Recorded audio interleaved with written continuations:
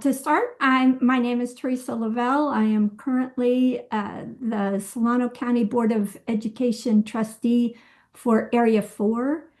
For those of you not familiar with our boundaries, there are so many. That includes Suisun and Central Fairfield. I am finishing up my 8th year and came on the board as a result of a good friend, Maureen Bates, having to back out due to health issues in the family. So I was appointed in 2018, ran unopposed in 2020, and again in 22, and now, is that right? 2020 and 22, and now I'm up again. My background includes starting my professional career as a um, certificated teacher. I chose to study and come into the field as a secondary English teacher.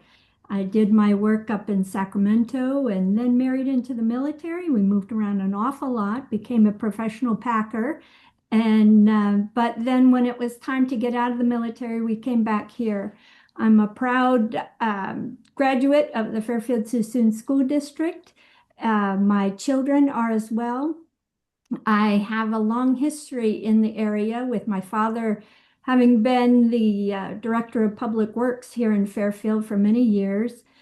He was one of the founding members of Habitat for Humanity of Solano County. It's a great point of pride for our family. My mother was one of the first women elected to the Fairfield Suisun Unified School Board. And so there's a delightful history there.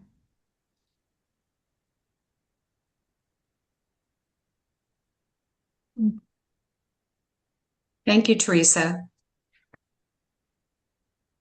Did not realize I was on mute. Okay, so let's go ahead and start our timer for our question and answer period. I'm going to start it for 5 minutes. On the last question, you can feel free to finish your answer, okay?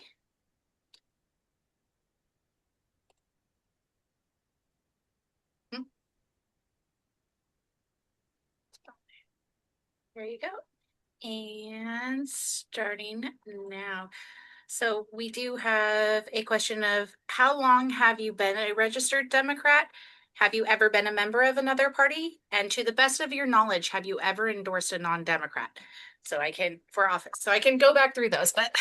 No, I got them. I have been a lifelong Democrat, proud member of the party, and I have never, to the best of my knowledge, endorsed a non-Democrat. And oh, I thought I had it. What was the middle one? Have you ever been a member of another party? No, I have not. Okay. What do you think the biggest challenge for SCO will be in the coming 4 years? We have one and only one charter that we are the authorizers for. It came about in 2018, and because of different changes to the law due to COVID, it is just now coming forward for reauthorization. So I think that is going to be, because this is new territory for our board, and this is the first reauthorization opportunity for the charter, I think that's going to be one of our major issues going forward. Okay. And then what is your plan for special education within the county? I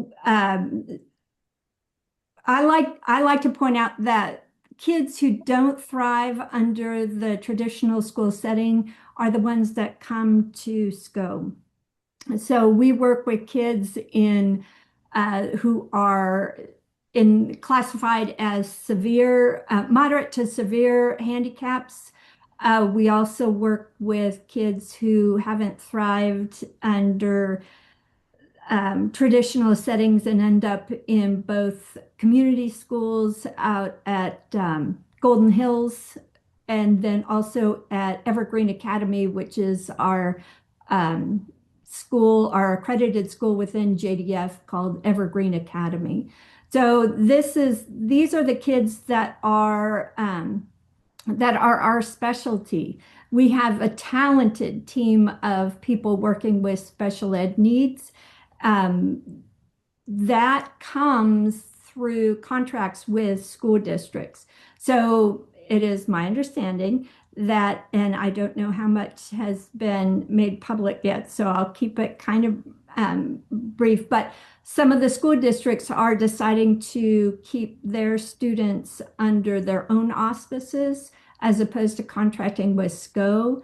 So things will definitely be changing in the coming year. And but we have a qualified team of people working with it.